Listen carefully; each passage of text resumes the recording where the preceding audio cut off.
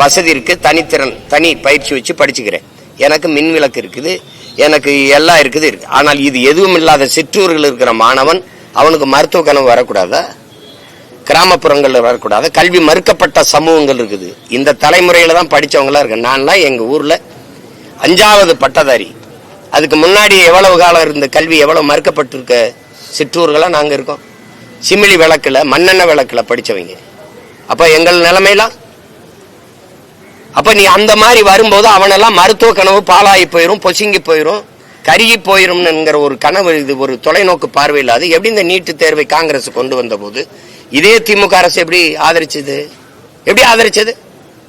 என் தங்கச்சி அனிதா செத்த பிறகு ஏற்பட்ட புரட்சியில, அவன் மரணத்தில் ஏற்பட்ட கொந்தளிப்பு கொதிப்புல உடனே ஐயோ இல்ல நாங்க அப்படி இப்படி நீட்டை நாங்க ஒழிப்போம், அதுக்கு ரகசியம் வச்சிருக்கோம்னு நீங்க கதை விட்டீங்க.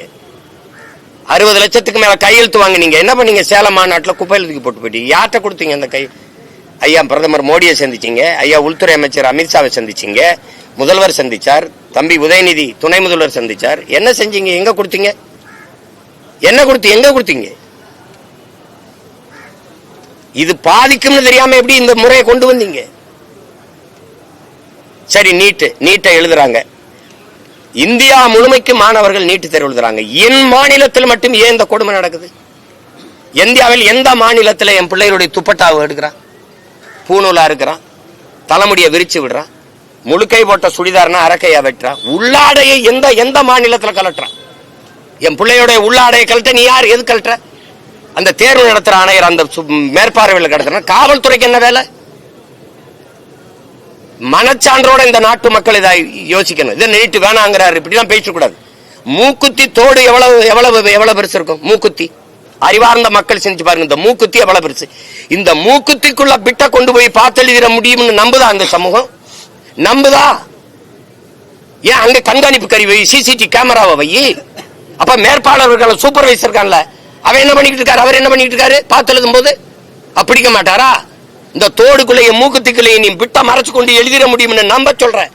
ஆனால் இந்த ஓட்டு போடுற பெட்டி, இவ்வளவு பெரிய பெட்டிக்குள்ள ஒண்ணும் செய்ய முடியாதுன்னு நம்ப சொல்றேன். இது சரியா பதிவு நடக்குங்கிற இந்த மூக்குத்திக்குள்ள பிட்டு கொண்டு போய் எழுதிடுவான்னு என்னை நம்ப சொல்றேன். அருணா கொடியா இருக்க சொல்ற, பூநூலா இருக்க சொல்ற, தாலியை கழட்ட சொல்ற. இதெல்லாம் ஒரு ஜனநாயக நாடா? ஏன் எனக்கு படிக்கிறது இந்த நாட்டில் மட்டும் நான் விரும்பிய கல்வியை கற்கிறது ஏன் எனக்கு இவ்வளவு கடினமா இருக்கு?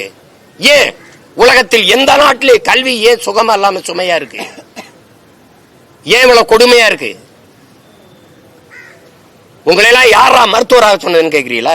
என்ன கணக்கில் இதை கொண்டு வரீங்க? வட இந்தியாவில் நான் அறிவார்ந்த பெருமக்களே, நான் வேணா காணொலி ஆவணத்தை காட்டுறேன். வட இந்தியாவில் இதே நீட்டு தேர்வு எழுதும் போது புத்தகத்தை விரிச்சு வச்சு எல்லாரும் எழுதுறான். அந்த மேற்பார்வையாளர், அந்த பார்வையாளர், சூப்பர்வைசர் என்ன பண்றாரு? கதவு அடையில நின்றுகிட்டே யாராவது வர்றானான்னு பார்த்துட்டு இருக்காங்க. நீங்க எல்லாம் பார்க்க தவறி இருந்தா நான் அந்த காணொலியை தரேன், நீங்க ஒளிபரப்புங்க. இத்தனை மாநிலங்கள் நடக்கும்போது ஏன் மாநிலத்தில் மட்டும் ஏன் இந்த கொடுமை நடக்குது? தமிழ்நாட்டில் மட்டும் பிள்ளைகளை பொத்தானா இருக்கிறது. இந்த பொத்தானுக்களை பிட்டு கொண்டு வர முடியுமா? என்ன வேலை இது? காவல்துறை எதுக்கு அங்கிருந்து கழட்டுது? மூக்குத்திய போட்டு தடன்ற, இது பண்ற, உள்ளாடைய கலட்டிடுற, வீட்டுக்கு போய் உடைய மாத்திக்கிட்டு வான்ற. இன்னைக்கு ஜவுளி கடையில நீட்டு தேர்வுக்கு ஏற்ப மேலாடை விற்கப்படும் போட்டிருக்கான். நாண்டு கண்டு சாகவனா அதெல்லாம் பார்த்து இந்த நாடா? அது நாடா? கேட்ட நாங்க தான் எல்லா உரிமையும் பாதுகாத்து. என்ன இதை பாதுகாத்தீங்க நீங்க? என்ன உரிமையை பாதுகாத்த? இதெல்லாம் கலட்டிட்டு இதெல்லாம் அறுத்துட்டு என் பிள்ளைய விட அள வச்சு கண்ணீரோட உள்ள போய் தேர்வு எழுதுனா இது மாதிரி ஒரு மனித வதை கொடுமை ஏதாவது உண்டா? என்ன மனநிலையில் என் பிள்ளை போய் எழுதும்? படித்த பாடம் எப்படி நினைவில் வரும்? எப்படி வரும்? போன தடவை உள்ளாடை கழட்டி விட்டு உட்காந்து கடைசி வரைக்கும் தேர்வு எழுத மூலையில் உட்காந்து அழுதுட்டு போச்சு. எப்படி அவ உயரமாச்சுக்கிறான்? எப்படி இருப்பா? தான் மருத்துவம் படிப்பேன், நான் டாக்டரா வருவேன், என்னவாகிறான்னு ஆசிரியர் கேட்கிறான். இந்த நாட்டில் ஒரு சாபக்காடு. ஒருத்தன் கூட நான் நல்ல அரசியல் தலைவனாகணும், நல்ல வேளாண் குடிமகன் ஆகணும் ஒருத்தனும் சொல்றது இல்லை. எல்லாம் டாக்டர், இன்ஜினியர் தான். ஆய் தொலை, டாக்டர் ஆகு. அப்படி கனவோட நான் மருத்துவராவேன்னு சொல்லி வந்த என் பிள்ளைகளுக்கு கடைசி அவன் கூட படித்த நண்பனை, சமூகத்தை, பெற்றோர்களை, உறவினர்களை எதிர்கொள்ள முடியாம தானே உயிரை மாய்த்துக்கிட்டு போகுது.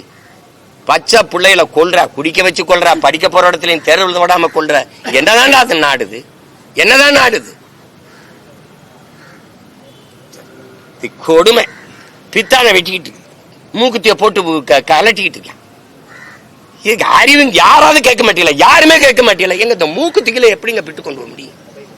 எப்படி கொண்டு போக முடியும்? தாலியில என்னங்க பிட்டு கொண்டு எப்படிங்க கொண்டு போய் பார்த்து எழுதிட முடியும்? குடிக்க வச்சும் தாலியா இருக்கிற, படிக்க வச்சு தேடுவதும் தாலியா இருக்கிற. இது என்ன நாடுது? கேட்டா நாங்க தான் சுயாட்சி நாயகன். இதான் சுய ஆட்சியா? தேர்தல் வரும்போது பிள்ளைகளை கடைசி அரை மணி நேரம் உட்கார்ந்து மனதுக்குள்ள நினைவுபடுத்தி அமைதியான சூழ்நிலையில் போய் அந்த பிள்ளைய தேர்வு எழுதணும். வாசல்ல நிக்க வச்ச அந்த பிள்ளைகளை காட்சிய பாருங்க. உன் மகளோ என் தங்கச்சியோ உன் மகளோ உன் தங்கச்சியோ எழுதுனா உன் மனநிலை எப்படி இருக்குமான்னு பாரு. மறுபடி இவங்களுக்கு ஓட்ட போட்டு கேவலப்படுத்தி நாட்டை நாசம் பண்ணிட்டு இந்த கேள்வி வேற என்ன செய்யறதுன்னு தெரியாம இதுக்கெல்லாம் முடிவு கட்டுற ஒரு காலம் வருது. நீ மாத்தலைன்னா பாரு, நானு என் பாட்டன் அயோத்தியாச பண்டிதர் மேல ஆணையிட்டு சொல்றேன், ஒரு நாள் நான் வந்து உட்கார்ந்தவனை நீட்டு உன் நீட்டை பாக்குறேன், நீட்டு வேற எங்கேயாவது காட்டுன்றேன். நான் எல்லாம் ஆந்திராவில பீகார்ல மத்த மாநிலத்தில் எழுதும் போதெல்லாம் இப்படித்தான் என் பிள்ளைகளுக்கு எல்லாம் கழட்டி விடுறியா? காவல்துறைக்கு எங்க என்ன வேலை? தேர்வு எழுதுற அரங்கத்துக்கு வாசல்ல காவல்துறைக்கு என்ன வேலை? பெண் காவலர்கள் ஏன் என் பிள்ளைகள் சுடிதார கழட்டுறது, அதை கழட்டுறது, இந்த தலைமுறை இதெல்லாம் என்ன வேலை? என்ன அக்யூஸ்ட் ஆனாங்கல்ல? என்னது இது? ஏடா இவ்வளவு சோதிக்கிற? ஆதார் கார்டு கேட்ட, கைரேகை கண்வெளியில எடுத்த, செக்யூரிட்டின்ற ஏர்போர்ட்டுக்குள்ள வானூர்திக்குள்ள போக முடியல, ஷூவை கழட்டு பெல்ட்டை கழட்டுங்கிற, 1008 தடவை சோதிக்கிற. அவன் வந்து புல்வாமால அடிச்சுட்டு போறேன், பகல்காமில் அடிச்சுட்டு போறேன், அதையெல்லாம் விட்டுற. அந்த பிட்டடிக்கு போகுது என் பிள்ளைன்ட்டு இங்க பிடிச்சி நோண்டிட்டு இருக்கு. என்ன நீ உன் பாதுகாப்பு? கேவலம் கேவலம். இத்தனை மாநிலங்கள் எழுதும் போது என் மாநிலத்துல மட்டும் இந்த துயரம் தொடருது. கேட்டா இவங்க எல்லாம் நல்லாட்சி கொடுத்துட்டேன்னு அவரே சொல்லிப்பாப்ல, அவரே சொல்லிப்பா. அவர் சொல்றாரு பாருங்க, தலைவர் கலைஞர் அவர்கள் மட்டும் இன்று இருந்தால், அன்று ஸ்டாலின் என்றாலே உழைப்பு உழைப்பு உழைப்பு என்று சொன்னார்கள், இன்று இருந்தால் ஸ்டாலின் என்றாலே சாதனை சாதனை சாதனை என்றால். ஆமா, ஒண்ணுமே இல்லாம இவ்வளவு கொடுமையான ஆட்சியை 5 ஆண்டு நடத்திட்டீங்கன்னா அது சாதனை தானே. அது அப்படி சாதனை தான் சொல்லணும். அப்பா அப்பா எந்த அப்பா பிள்ளைகளை இப்படி பாடாப்படுத்துவார்? அப்பா ரொம்ப கொடுமையா இருக்கு. குடிக்க போறன்னு கூட ஒரு வசதி இருக்குங்க, அது உட்காந்து குடி அப்படின்னு எல்லாம் நின்று ஒழுங்கு மரியாதையா கொடுக்குறான். படிச்சு தேர்வு எழுத போற என் பிள்ளைகளை நீங்க படுத்துற பாடு ஒண்ணு இல்ல. எல்லாரும் தேர்வு எழுதணும், பிரதமர்ல இருந்து எல்லா அமைச்சர் முதலமைச்சர் எல்லாம் தேர்வு எழுதணும். நீதிபதினா தேர்வு எழுதுறீல, வழக்கறிஞர் தேர்வு இருக்கு, ஐபிஎஸ்க்கு தேர்வு இருக்கு, ஐஏஎஸ்க்கு தேர்வு இருக்கு, எல்லாத்துக்கும் தேர்வு இருக்கு, மருத்துவருக்கு தேர்வு இருக்கு, எக்ஸிட்டு நீட்டு எக்ஸிட்டு எல்லாம் வைக்கிறா. இந்த அமைச்சர் நாட்டையே கட்டி ஆள்ற பிரதமர், உள்துறை அமைச்சர், நிதி அமைச்சர், இந்த இருக்கிற முதலமைச்சர், இந்த அமைச்சர்களுக்கு என்ன தேர்வு இருக்கு? அப்ப என்ன செய்யணும்னா, மக்கள் தேர்வு செஞ்சுட்டாங்க எம்எல்ஏ வாரு, எம்பிஆர். ஆனா அமைச்சர் ஆகணும்னா வா, நீ ஒரு நீட்டல் வா, இங்க வா. பிளே ஸ்டோர் மற்றும் ஆப் ஸ்டோரில் இருந்து பாலிமர் செயலியை QR கோடு மூலம் பதிவிறக்கம் செய்யுங்கள். செய்திகளை உடனுக்குடன் பெறுங்கள்.